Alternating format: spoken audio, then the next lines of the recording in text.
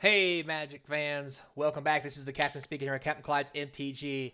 As mentioned in the previous video, we got something else to cover real quick, and this is really just absurd. I found this out last night, and this morning I confirmed it.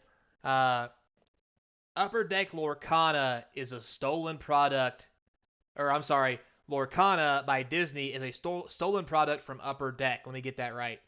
So before we get started, don't forget, comment, like, subscribe. Helps out the channel. So let's get into it. We got a lot to break down in 10 minutes. So, news is Ravensburg, which is the company or supplier, whatever you want to call it, of developing Lorcana for Disney, is being sued by Upper Deck for stealing their game. Now, with that being said, let's kind of break that down first. So, is this accredited? Yes, it is. As you see me pulled up here, this is the actual upperdeck.com website with their corporate announcements of home, corporate, news, and events. So they have publicly came out and said that they have done this. They have filed a lawsuit against Ravensburg over stealing their game. So this has all kinds of implications, but first let's break down what they actually say from the Upper Deck side and how it could affect Lorcana moving forward. So first off, let's just read the announcement here. You can just follow along. I'll read to you for the guys. Put me in the background. Get out my speaker voice. So today at Upper Deck. No, I'm joking. So, worldwide leader in sports and entertainment, games and collectibles sues Ravensburg as a previous Upper Deck game designer for stealing and copying Upper Deck's original game, which Ravensburg repackaged and marketed as Lorcana. So we investigated significant time and resources to develop a new and novel trading game. Our current leadership values the importance of protecting intellectual properties of both Upper Deck and its licensors. President Jason Marcher said, "Now, we want gamers, and fans to continue to enjoy and have access to unique, innovative, and immersive trading card games." He added, he also said, "We encourage competition in the industry, but also strongly believe in playing by the rules to ensure gaming community benefits from the different creative choices by each manufacturer." Known for popular titles including Legendary and the Versus system, 2PCG, I'm not familiar with that, but Legendary is a real cool system. If you haven't played it, you gotta check it out. Upper Deck is a leading provider of trading card games, has a long history of developing original games, and is trusted license with some of the largest brands in the world. That's a little bit of a stretch, but Legendary is very big. It's the same game over and over, though, with different mechanics, kind of, sort of. Legendary is probably one of their best game systems if you want to check it out. Most of you probably know Legendary from the Marvel DC Legendary. Me, myself, my personal favorite is Aliens. I love the Aliens franchise. But anyway, moving on. So then it talks here about Upper Deck. This is Upper Deck is a global entertainment company creating trading cards, memorabilia, collectibles, games, online platforms. Deliver experiences the collectors crave. Upper Deck has a set unmatched industry standard. Blah, blah, blah, blah, blah. So what does this mean? So let's break that down. So basically what they're saying is someone or a designer from their company left their company for whatever that reason may be. It's not disclosed here. Anything from you suck, you're fired, I don't like how the company's handling things, I'm leaving, to anything in between. Left the company, took game mechanics that the company had already developed and probably had not used in a game yet, which means there's a good chance that these mechanics are trademarked already and in waiting for when they come out and develop and publish their new game. Took those mechanics to a new company and made a card game for Disney using that stolen property. So, if this is true,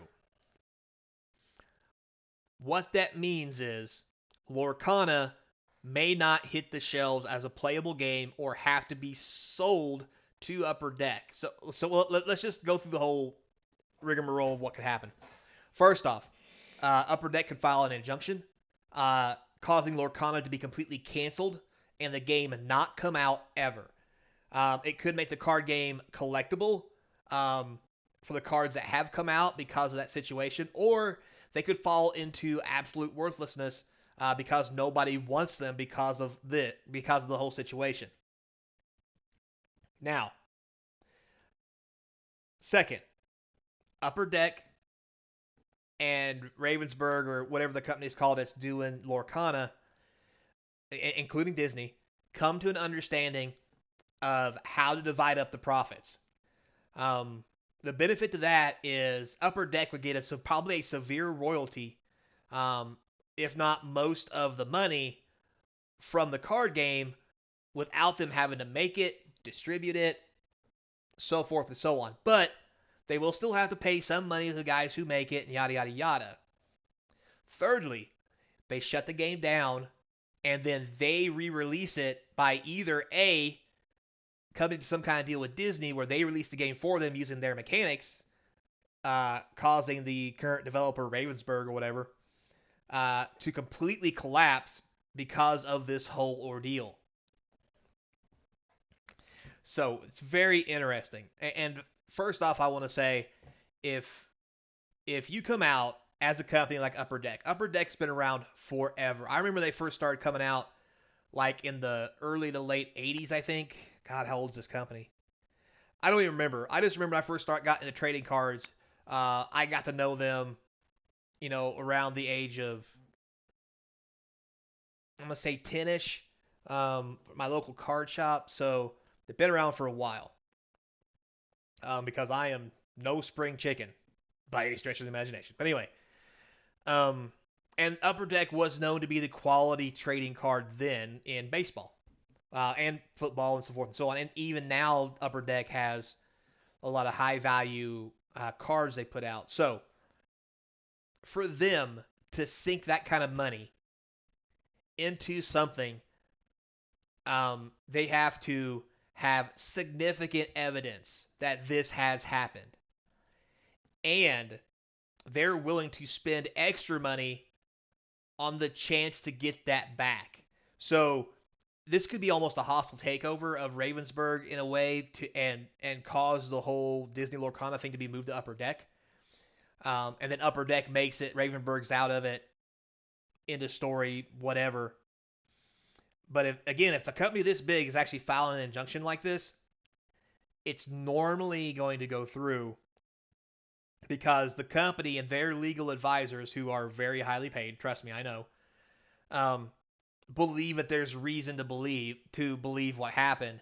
And when it involves people who used to work for you, that's just a little bit shady. I really think in the long run, this is really going to overshadow Lorcana in any stretch of the imagination, hurt the brand. And it's only going to be a game for collectors who want to collect Disney cards. And collecting those cards, people aren't going to pay a lot of money for them unless they're super rare. The only way that's going to happen is if they shut the game down. Because, originally Ravensburg said that they would just reprint cards however much is necessary so the whole world could have them. So therefore, it's not a collectible game. Now it's a playing game, because none of the cards are rare, because we'll just make them over and over again. There's no, hey, we made this Mickey once in 2005, we'll never make it again. It's, hey, we made 2005, 2006, 2007, 2008, 2009. It's just not, there's no value in that. And Upper Deck, I think, has a different strategy than that. But at the end of the day, this could really be the end for Lorcana if this is real.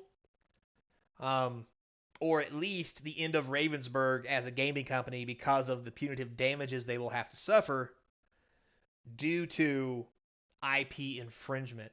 And we could even go as far as to say this is from one designer and it's not the company's fault. Well, guess what? In the grand scheme of things, it doesn't matter. He's employed by the company. He should have known better. And to be honest with you, this may affect that designer just as harshly as it does the company, because no one's going to want to work with him again because of this instance of him stealing IPs.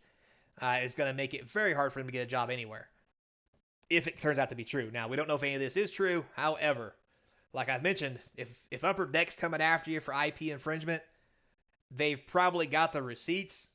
And this is going to be a very ugly, unpretty thing that's going to happen. Lorcana's already having distribution and card making troubles. This is not going to help. So, there you have it, boys and girls. Remember, Lorcana's not for anybody. It's not going to have any money. And Grand Archive's better.